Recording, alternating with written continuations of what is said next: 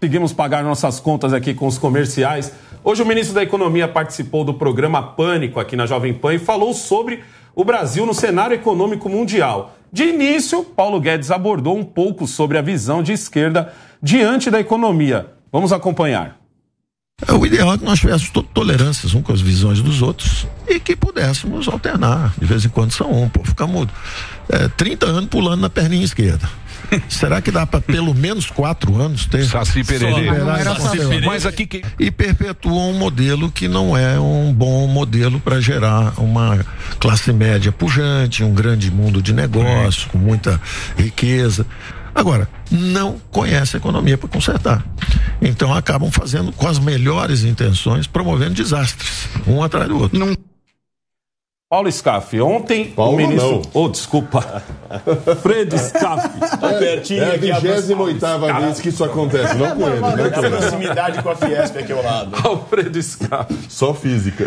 Ontem o Paulo Guedes passou 4 horas no programa Pânico e hoje ele já estava acordado em pé aqui e participou do Pânico. Quase dormiu na Jovem Pan, né? Pois é, eu vou te falar, eu assisti mais o Pânico, que é onde eu tive tempo de assistir. Ele deu um show. O Pânico não, desculpa, o Flow. E hoje ele esteve aqui no Pânico. O que você me diz sobre isso? Porque, assim, 180 mil pessoas estavam acompanhando ele ontem e mais um monte de gente acompanhando hoje. Dá mais do que muitos candidatos aí a presidente do Brasil, certo? Como você está vendo aí esses últimos 4 anos de Paulo Guedes? Exato, né? E veja bem, a gente precisa também pontuar que o Ministério da Economia trabalhou 4 anos, mas o Brasil não trabalhou 4 anos, né? O Brasil foi pego por uma pandemia. Por isso que eu quero aqui ressaltar que não é um sucesso do governo Jair Bolsonaro somente da pessoa do presidente. Ele tem um mérito maior ainda, não só de ter um amor ao Brasil, de ter recuperado o civismo e ter colocado o país nos eixos, veja o preço da gasolina, em virtude de uma ação governamental junto com o parlamento. Isso a gente precisa reconhecer. Nós temos o melhor ministro da Economia do mundo. O Paulo Guedes é o ministro da Economia mais lúcido que já sentou nessa cadeira.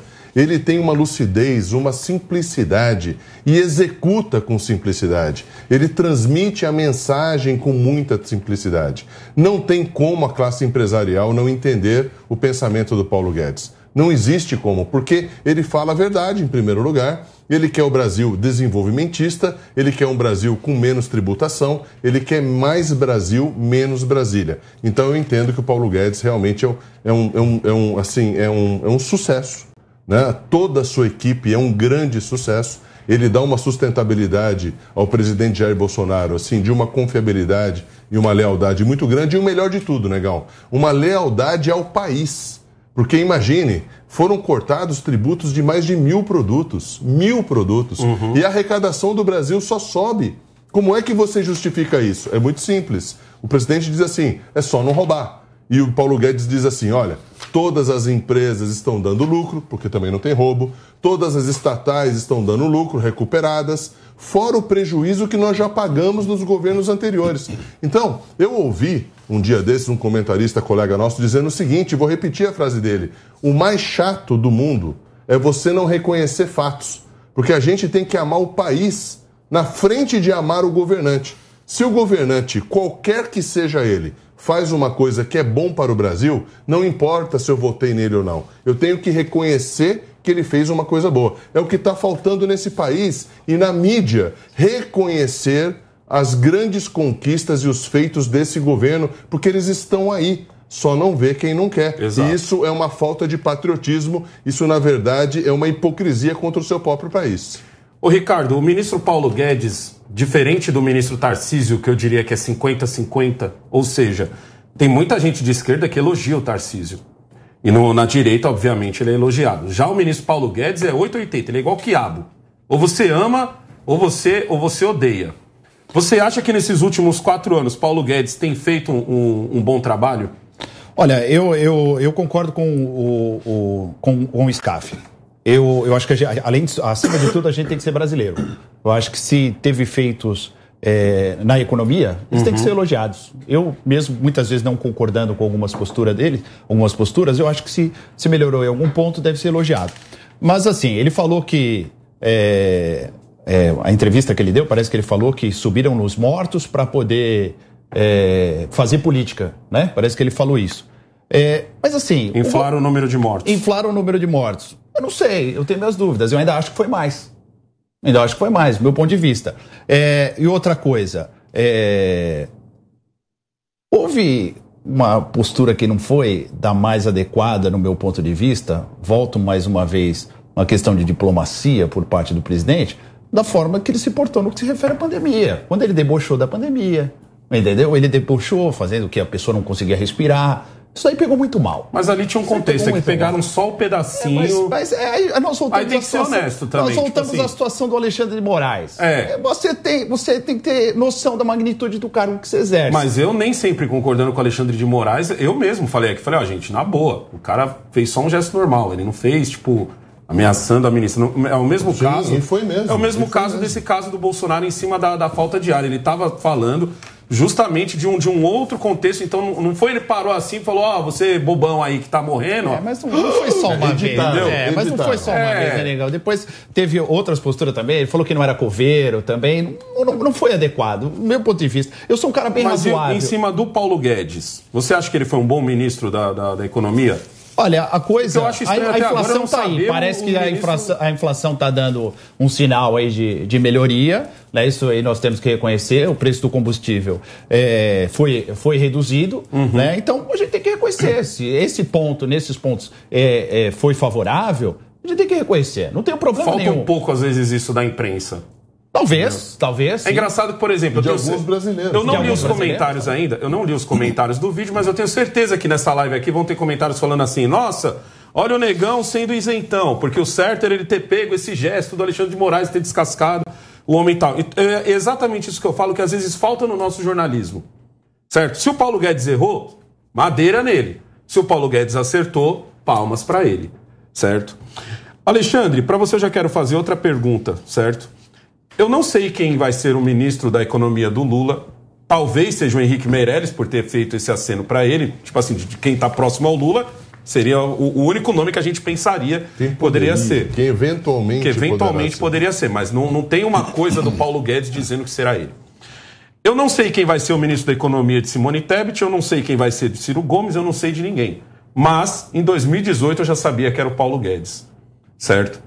Por que você acha que ninguém tá dando a cartada ali de dizer, eu vou chegar aqui e não sou eu sozinho, não. Vai ser eu, fulano, beltrano, ciclano.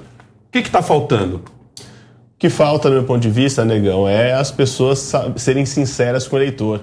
E dizer que para eu criticar a economia do outro, o ministro da economia do outro, é dizer que a economia não é um fator que se controla só aqui no território nacional. E nessa avaliação do ministro Guedes, fazendo um contexto da atuação dele, se boa ou não, também é difícil e até precipitado dizer. O contexto internacional não permitiu sequer que ele pudesse levar adiante as principais políticas dele. O que eu acho é que o ministro Guedes teve algumas qualidades que puxam um pouco a sua questão, que é, desde a campanha ele estava com o presidente Bolsonaro, sendo fiador da política econômica, ele diria que estava ali, e muitos outros que estavam ao lado do presidente Bolsonaro naquele momento, que começa desde o seu vice-candidato a presidente, até outros que passaram por aí, e aí eu falo Sérgio Moro, dentre tantos outros, que me parece que estavam muito mais buscando uma oportunidade de objetivo pessoal do que uma preocupação com uma pauta para a sociedade. O ministro Guedes começou a campanha ao lado do presidente, foi o fiador dele do projeto econômico, está agora e está na reeleição. Então, todo e qualquer candidato, eu acho que quando esconde ou não mostra o seu ministro da Economia, é porque talvez tenham que perguntar para o seu ministro da Economia qual é a solução mágica para recuperar o país. E não existe. E aí é mais fácil esconder, porque você não tem para quem fazer a pergunta. Porque se pergunta para o candidato, ele fala, olha, eu vou ter um técnico da área que fará isso e cuidará, etc.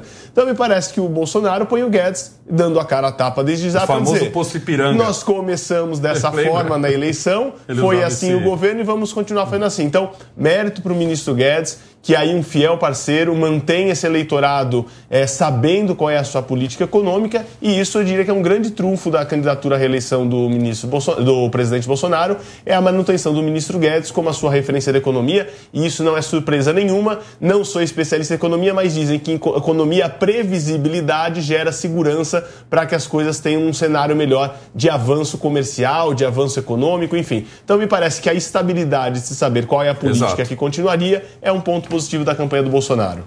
Eu vou ser bem sincero com vocês. Para mim, o Paulo Guedes é um ministro ok. E não é por culpa dele. Paulo Guedes enfrentou pandemia, 2 anos. Paulo Guedes enfrentou uma guerra, não é mundial, mas que afetou o planeta, porque é uma guerra em cima da energia.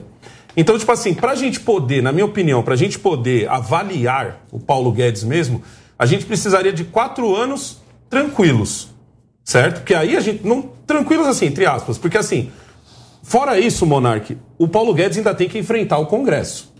Fora isso, o Paulo Guedes também tem que enfrentar partidos que não gostam do presidente e, óbvio, não vão ajudar ele. Não conseguem enxergar que ajudar o presidente é ajudar o Brasil. Eles conseguem ver como não ajudar o presidente é me fortalecer. Uhum. Como você acha que foi essa gestão do Paulo Guedes? Só complementar. Pode complementar. Monark, só não esquecendo de uma coisa. Ele recebeu um país deficitário. Ponto. Tinha isso também. Tem isso também. Tem isso também. Olha, eu acho que o Paulo Guedes pegou um barco afundando com vários buracos e o que ele fez foi tapar o máximo de buracos que ele conseguiu. Entendeu? Nesse sentido, a gente teve um Brasil que não afundou, mas também não está indo em lugar nenhum. A economia do Brasil, ela não está se desenvolvendo. A gente está perdendo indústria pra caramba, entendeu? Nosso setor de energia, a gente tem o monopólio da Petrobras ainda. Então, a gente tem um monte de coisa que impede o Brasil de realmente se desenvolver economicamente, entendeu? Não existe uma nação que se desenvolve sem indústria, com imposto do jeito que está. O Brasil, às vezes, parece estar com um dos pneus murchos. Os 4, parece. 4 pneus murchos, assim, a gente quer ir, a gente tá com um carrão, mas a gente tá com 4 pneus murchos que tá segurando o Brasil. Eu queria que vocês assistissem agora mais uma participação do ministro lá no programa Pânico. Uma aliança contra o caminho da miséria. Você vê a América Latina inteira desmanchando, tá todo mundo desmanchando, Venezuela, Argentina. Todo mundo desmanchando. Você vê uma turbulência no mundo, no momento atual. Esse ano, à medida que nós formos revendo o crescimento do Brasil para cima, já estamos em 2,70, 2,80, pode ser que pela primeira vez em 42 anos o Brasil cresça mais do que a China. Olha só a frase que ele acabou de falar, hein? Pode ser que o Brasil cresça mais do que a China. Olha a força. Mas a China não tá ferrada, pô. E a China é a China. E a China é uma ditadura. Na China não tem negócio de vamos crescer e vamos perguntar pro povo quanto nós vamos crescer. Não, lá na China é mais ou menos assim. Vamos crescer e, fio, trabalha mais que nós vamos crescer. Sabe como é que é a desapropriação na China para 200 quilômetros de trilho? O cara recebe uma carta e diz assim, sua casa vale X, saia dia tal. Acabou a discussão. Então é isso que você está dizendo. Exatamente isso, zero de burocracia. Não tem como não crescer dessa forma. Agora, Negão, sinceramente, o brasileiro precisa ter um pouco mais de orgulho da força que o Brasil tem. E é isso que o Paulo Guedes está transmitindo, como o Alexandre acabou de dizer. A gente precisa, Monark, saber que o Brasil é a grande força do mundo. A gente não pode diminuir o Brasil. O brasileiro tem a mania de dizer, será? Será que vai? Será que não vai? As nossas instituições, como o colega disse, funcionam. O que a gente precisa é destravar esse país urgentemente. Agora, esse país seria destravado desde o primeiro dia de 2019. Ocorre que a gente ganhou um presentinho chinês, chamado pandemia internacional, que quebrou o planeta. Então, não tenha dúvida que esse governo foi muito melhor do que ele poderia ser. Porque ele governou, na verdade, na prática, 2 anos. Por isso que eu falo que não dá para avaliar o Paulo Guedes direito. Não tem como. Eu discordo plenamente de você nesse sentido, cara. Vai lá, Monark. Porque o que o país precisa para começar a crescer na quesito de economia é a reforma administrativa e tributária. Ele teve a oportunidade, o presidente Bolsonaro teve a oportunidade de passar essas pautas nos 100 primeiros dias do governo dele, que é onde ele ia ter mais chance de passar qualquer coisa. Ele escolheu só passar a Previdência. Não é que ele escolheu passar só a Previdência, me desculpa. A reforma tributária, estão falando desde Fernando Henrique, Monark. E ela não sai. O que eles fizeram? Eles fizeram o fatiamento de uma diminuição tributária. Até o Lula dá uma olhada na internet, você vai ver, por exemplo, essa briga, né, do IPI com a Zona Franca de Manaus. Isso foi uma atitude corajosa. Nenhum presidente baixou o IPI no Brasil como Jair Bolsonaro baixou. E isso baixou numa cadeia produtiva inteira e acaba atingindo o consumidor com preços menores. Então, esse fatiamento, e eu concordo com você, enquanto a gente não tiver um Estado menor, ele está em metástase, só para você entender, de cada R$100 no Brasil, R$90 estão comprometidos. Quer dizer, o Monark tem razão, esse Estado não anda. O Brasil não anda desse jeito. Nós tínhamos que ter o contrário, R$10 comprometidos e 90 para investir. Até porque a gente não fica, né, produzindo, né, moeda, né, como outros países fazem aí, ficam se endividando, aqui não é máquina de produzir real, porque a gente sabe que a inflação arrebenta. Agora, uma outra coisa, Negão. Hoje saiu que a menor inflação dos 15 maiores países do mundo na economia é do Brasil. Né? E tem um comentário do Ricardo Amorim que ele nunca na vida dele, de economista, viu a inflação nos Estados Unidos ser maior que a do Brasil. Então, quem não reconhece isso, sinceramente, passagem de ida para Buenos Aires, pessoal, tá de graça, mas só de ida, hein? Mas eu acho que Não, deixa eu chamar o Ricardo aqui para a conversa, que é o seguinte, Ricardo. O Paulo Guedes, até por estar num período de eleição, ele está pesando muito nessa coisa do olha os nossos vizinhos. Mas é um exemplo que não tem como fugir, não tem como a gente não deixar de... Eu não gosto muito, desculpa, eu não gosto muito de citar o exemplo da Venezuela, certo? Porque é uma ditadura. Eu não gosto de citar muito o exemplo da Nicarágua, que é outra ditadura. Eu já gosto de citar o exemplo da Argentina, porque a Argentina, nos últimos 3 anos, fez exatamente o que hoje alguns políticos daqui do Brasil não só defendem, como quando o Alberto Fernandes começou a fazer, eles falaram, nossa, parabéns, ali a gente tem um presidente e tal. Como que você vê isso, baseado nos nossos vizinhos? Então, essa comparação é interessante e é importante que essa comparação aconteça, mas a gente tem que entender que a gente não pode viver só de comparações. A gente tem que focar aqui no Brasil, eu acho que isso é importante. E eu acho que o Paulo Guedes, eu acho que ele tem que entender que um país crescer não é apenas... dinheiro no bolso do rico. Dinheiro no bolso do rico. Dinheiro no bolso do rico. Você tem que diminuir a desigualdade social. Exato. Entenderam? Então eu não sei porquê, pelo menos é o ponto de vista que eu tenho, essa resistência que o Paulo Guedes teve tanto tempo com programas sociais. Por mais que seja um governo de direita, os programas sociais, muitas vezes eles são importantes. Tem muita gente na miséria, tem muita gente no Brasil passando fome. O Auxílio Brasil, o antigo Bolsa Família, mostrou isso agora. Assim, não tem mais dúvida. Antigamente a gente tinha uma dúvida, tipo, tá atrapalhando e tal. Hoje a gente viu que se não fosse isso, a gente tinha travado. Exatamente. Então ele tem que entender essa situação, que essa questão de programas sociais é importante, porque nós temos que diminuir a desigualdade social. Sem inclusão, não adianta o país falar, o país cresceu. Cresceu como?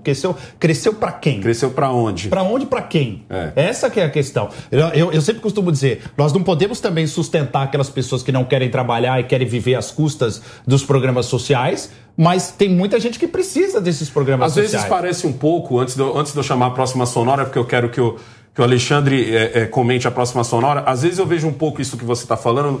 Como a gente vê, por exemplo, sai a notícia de que a Petrobras abaixou tantos % o preço da gasolina, certo? Quando a gente vê isso na bomba? Daqui 15 dias, 20 dias. Só que põe isso em relação o Brasil melhorou o PIB. Quando que a gente vai ver isso na hora de entrar no mercado? Quando a gente vai ver isso? Eu queria chamar o próximo vídeo aqui do Paulo Guedes no programa Pânico e depois eu já quero o comentário do Alexandre. Essa transformação é o que nós estamos tentando fazer. Na verdade, fazer uma transição do economista dirigista, da economia dirigista. Por que o Brasil perdeu potência?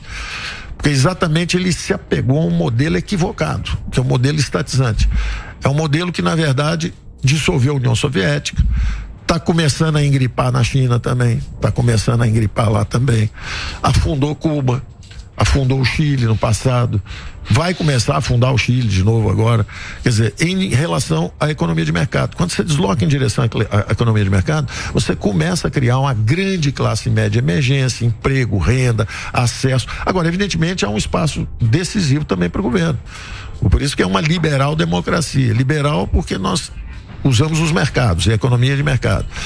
Democracia porque nós não podemos deixar ninguém para trás. Tem a fraternidade, tem a ideia de solidariedade, de afeto social, estamos juntos e temos que tomar conta dos mais frágeis. Essas ideias animaram o nosso programa. Nosso programa é um caminho da prosperidade, é exatamente assim. O Paulo Guedes, Alexandre, ele joga com uma peça nesse xadrez que não dá para discutir. Ele coloca em xeque qualquer um de oposição quando ele usa esses exemplos. Quando ele usa o exemplo do Chile, que a gente já está vendo, apesar de que eu não gosto também de bater tanto no Chile, porque o presidente lá assumiu, se não me engano, tem 5 meses. Então, 5 meses não dá para você avaliar ele já vende, dá para avaliar o Chile até da última gestão, certo? Mas você tem outros países, como eu citei aqui, o país que eu mais gosto de citar é a Argentina, porque ela é uma democracia como a gente. Se deu tanto errado, e a gente viu, a gente tem tantos exemplos, por que continua tentando usar esse método, Alexandre? Porque é o método das políticas populistas, ou seja, você enxerga uma situação de necessidade, como disse o ministro Paulo, de não deixar ninguém para trás, tem que ter esse olhar, é claro. O Brasil tem miséria, o Brasil tem pessoas necessitadas, mas uma coisa é você criar um auxílio emergencial, é criar uma política imediata de socorro e atendimento a essas pessoas com uma porta de saída já pensada, que é a capacitação, que é a geração de emprego, e fazer com que essa pessoa, depois de algum tempo recebendo esse benefício, possa logo sair. Quando você pergunta para uma pessoa, certamente na rua, se ela prefere um auxílio ou um emprego, eu tenho certeza que a maioria das pessoas sérias do país vão pedir um emprego e não um auxílio.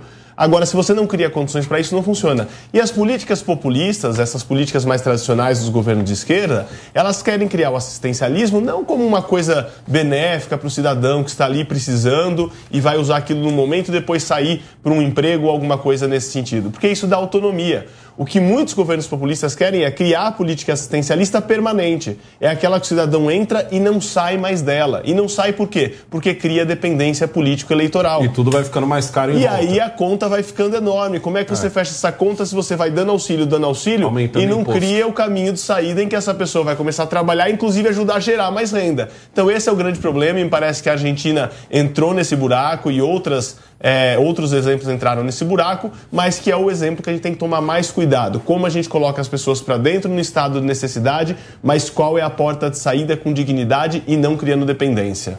Exato. A gente no Brasil aqui, a gente já discutiu muito essa coisa em relação ao Bolsa Família, certo? O Bolsa Família, ele vai escravizar os pobres, o Bolsa Família isso, o Bolsa Família aquilo. Eu sou morador de Cidade Tiradentes, a maior Coab da América Latina, e eu posso garantir para você, quem recebe Bolsa Família, não sai falando por aí que recebe Bolsa Família. É quase uma vergonha receber o Bolsa Família, certo? Por quê? Porque o Bolsa Família mostra para as outras pessoas que você tá mal. Então a pessoa pega porque ela tá passando por um período que não tá legal para ela, mas não é uma coisa de se orgulhar. Nenhum brasileiro que recebe qualquer programa social, e não é só o Bolsa Família, às vezes é a cesta básica que você recebe numa igreja. Eu que moro perto de algumas igrejas vejo isso.